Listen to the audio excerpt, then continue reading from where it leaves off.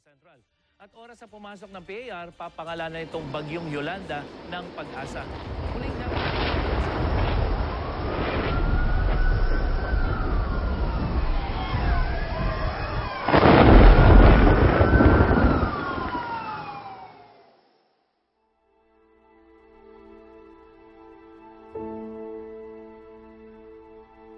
One cannot keep himself away from natural catastrophe.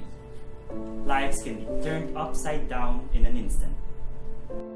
Typhoons, floods, and earthquakes are just some of the many challenges that regularly beset a tropical country like ours. Typhoons like Sendong, Pablo, and Yolanda have left many of our countrymen devastated and our cities and communities destroyed. Due to climate change, natural calamities are now drastically stronger, and the dangers more complex. For the most part, the general focus after surviving such calamities has always been about immediate rescue, relief, and rehabilitation. Whether it's getting worse or better, the key to resilience and progress should not only be about reactive survival. We must all take a proactive approach based on adequate preparedness, prevention, and mitigation. A top mitigating component for disaster management is to focus on early warning systems. The Department of Science and Technology, together with the Training Center for Applied Geodesy and Photogrammetry and the University of the Philippines, has pioneered a one-of-a-kind initiative towards developing early warning systems and hazard mapping. The Phil LiDAR program is a scientific approach to disaster risk reduction. It is an expansion of the DREAM program, which has covered 18 major river basins in the Philippines. The Phil LiDAR 1 program will cover an additional 257 river systems in the Philippines. Using 3D outputs, the Phil LiDAR 1 program generates accurate and high-resolution flood models and flood hazard maps. This allows for an early warning system that is especially useful for the communities living alongside the country's flood-prone river systems. How does the Phil LiDAR program work? The Phil LiDAR program uses LiDAR technology. LiDAR stands for light detection and ranging.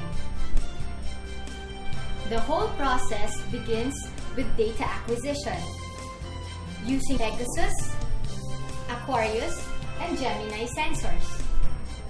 These sensors gather point cloud data from planes high above the ground, and these data are given to the data processing component using various software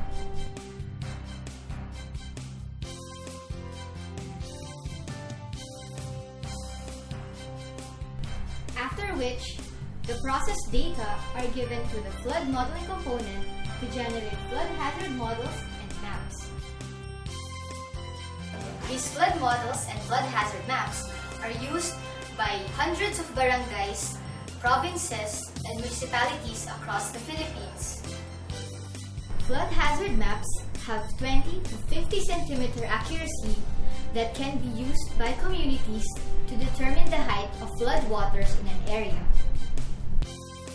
We can map out the original terrain using the Digital Terrain Model or DTM, while the Digital Surface Model or DSM includes the built infrastructure over the original terrain.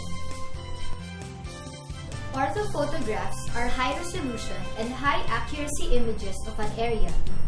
These are used to identify the features of the landscape. Using these DTMs, DSMs, and orthophotographs, we can see the unseen, such as the hidden river systems that may cause flash floods and destruction of property. In the case of Marikina City, during the Habagat rains of August 2012, the program was able to notify the local government unit of an impending overflow of the Marikina River 4 hours in advance, giving the community ample time to evacuate. This experience was echoed once again in 2012 in Cagayan de Oro City during Typhoon Pablo, wherein there were 0 casualties despite extreme riverine flooding. In Compostela Valley, the program's technologies and data were used for post-disaster assessment. Using elevation maps, the program was able to identify that the community's previous evacuation center was situated in a high-risk zone. The program then recommended a more suitable and safer area. With the program's LiDAR coverage in the aftermath of Typhoon Yolanda, it was able to identify the exact areas affected and the number of infrastructure destroyed. These information were relayed to national government agencies involved in the relief and rehabilitation efforts. The partner state universities and colleges and higher education institutions are